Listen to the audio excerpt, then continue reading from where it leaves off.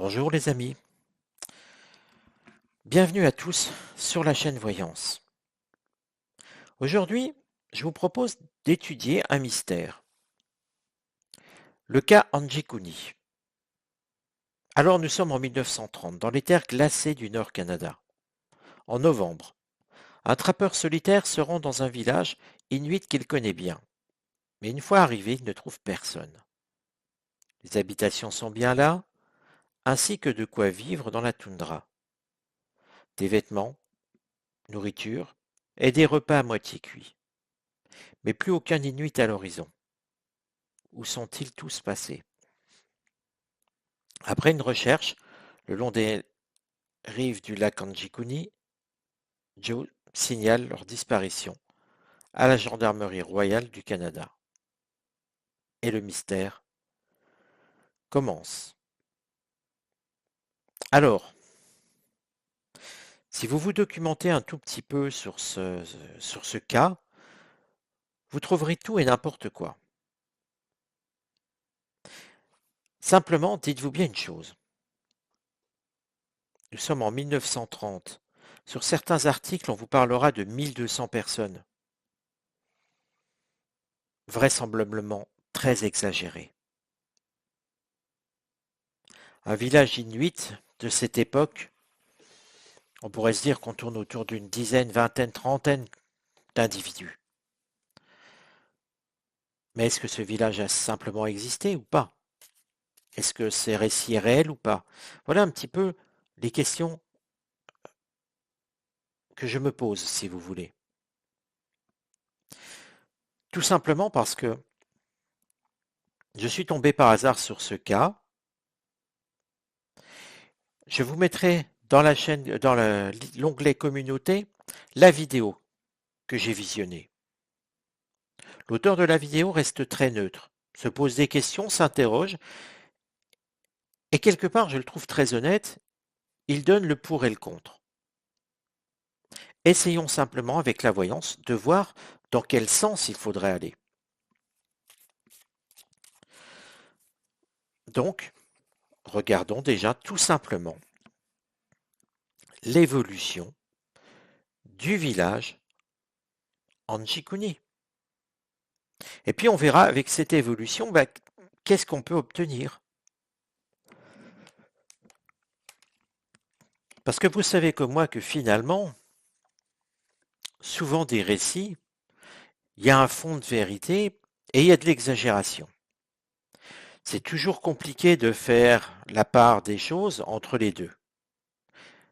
Avec les cartes, l'avantage, moi j'en sais très peu sur cette histoire, j'ai écouté la vidéo, je l'ai survolée, c'est vrai. En fait, il n'y a pas de réponse, il n'y a rien dans la vidéo, juste des interrogations. Et le récit d'un récit. Je continue l'évolution du village Anjikuni. Alors pour ceux qui tirent les cartes, eh bien c'est toujours intéressant justement d'agir ainsi. Vous ne savez pas, vous vous posez des questions, eh bien essayez de faire des interrogations à votre oracle ou à votre tarot.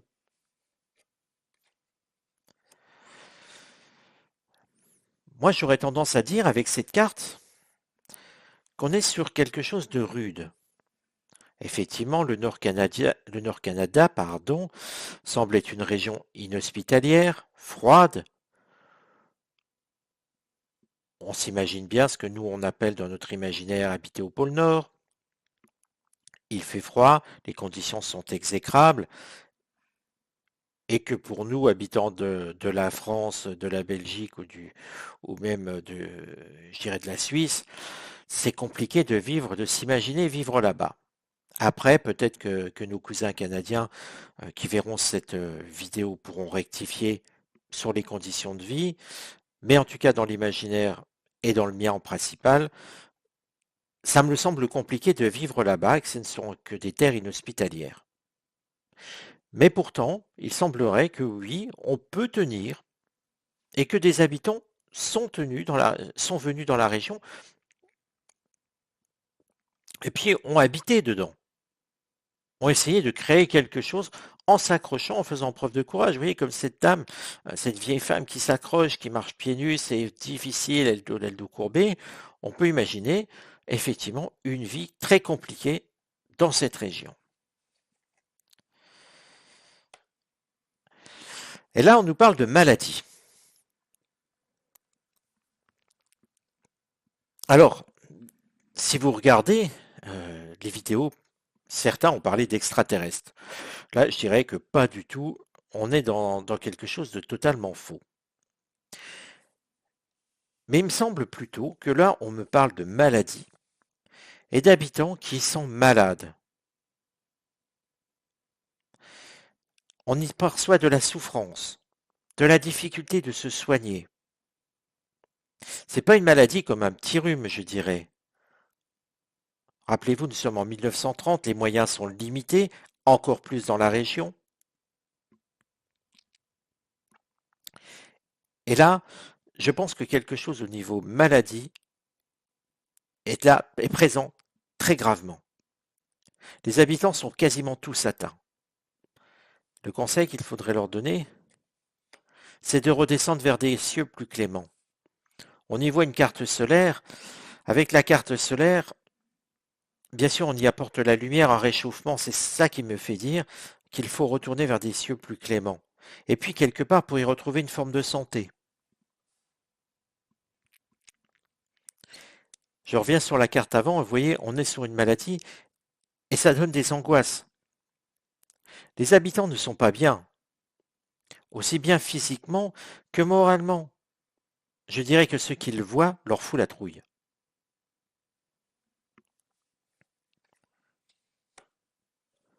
Je regarde les deux cartes. Mais vous voyez que la suite, il semble que ces habitants sont partis. Refaire un village ailleurs. Un village pour retrouver plus stable. Alors, quand on voit ça, déjà on peut éliminer tout à fait l'idée d'extraterrestre. Ils ne sont pas venus enlever les habitants d'Anjikuni. Non. Il semble que quelque chose d'important au niveau maladie se soit passé et pousser les habitants à déménager, à partir dans la précipitation. Nous avions la carte de la maladie avec le septénaire de la Lune, ils se sont foutus la trouille. Soyons clairs. Et quelque part, je dirais que à l'époque, une maladie qui sort un petit peu de l'ordinaire, eh bien, on peut comprendre que dans ces contrées difficiles à vivre, on se dise que il faut bouger. C'est en tout cas la loi de la sagesse. Il faut bouger, ne pas rester là et ne pas se dire que ça va passer. Ce qui sous-entend que derrière, ils ont eu des morts avant de prendre la décision et que cette décision a été prise dans la précipitation. Vers où sont-ils partis?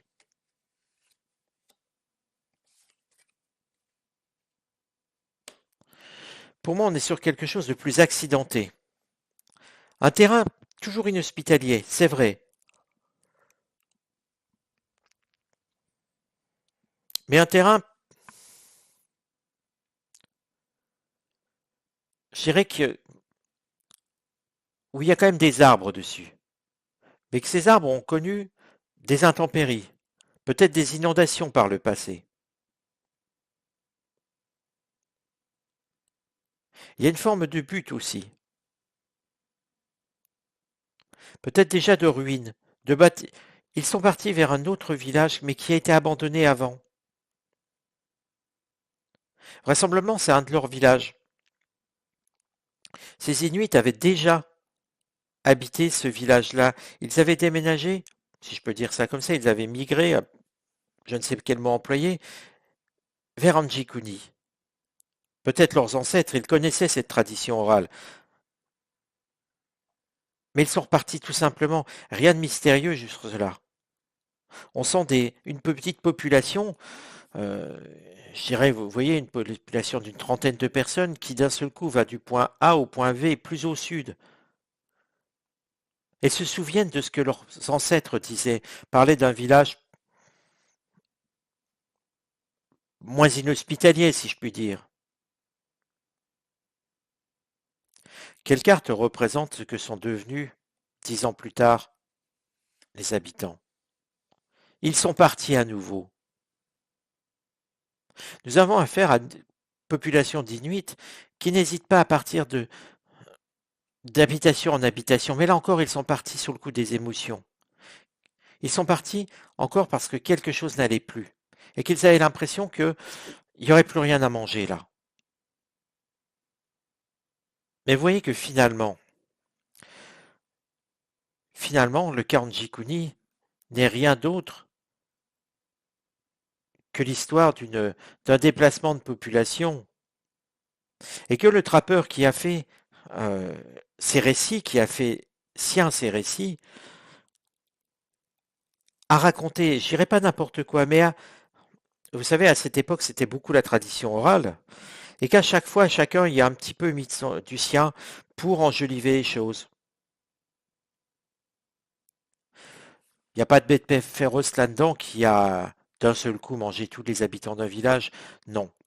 Nous sommes sur un cas avec une maladie qui semble faire peur, qui a poussé ces Inuits à descendre plus au sud. Plus au sud, ils y sont restés quelque temps, mais sont très vite repartis. À nouveau pour quelque chose encore qui les a pris, mais qui en est plus sur un phénomène de nourriture, un manque de nourriture là où ils voulaient. Que sont devenus ces Inuits?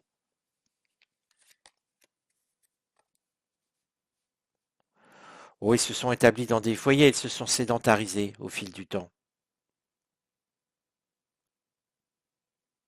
Donc là, vous voyez, je vais publier bien sûr ce sujet, mais je dirais que c'est pour vous montrer qu'en voyance aussi, on peut démystifier et ne pas toujours tomber dans le sensationnel.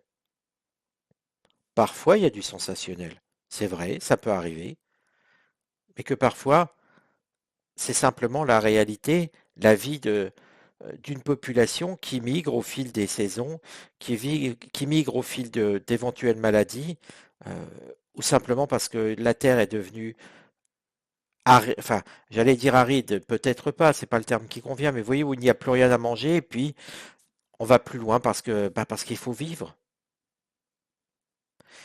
Ne voyez pas toujours dans la voyance le sensationnel. Essayez toujours aussi de rester posé, de poser les bonnes questions, et dans une forme de raisonnable. La voyance n'est là que pour éclairer notre chemin, et n'est pas là pour nous faire vivre des aventures d'Indiana Jones, ou des explorateurs, ou de Stargate, ou de qui vous voulez. La voyance doit parler de la réalité. Voilà les amis. Eh bien écoutez, j'espère que ce sujet, malgré son manque de sensationnel, vous aura plu.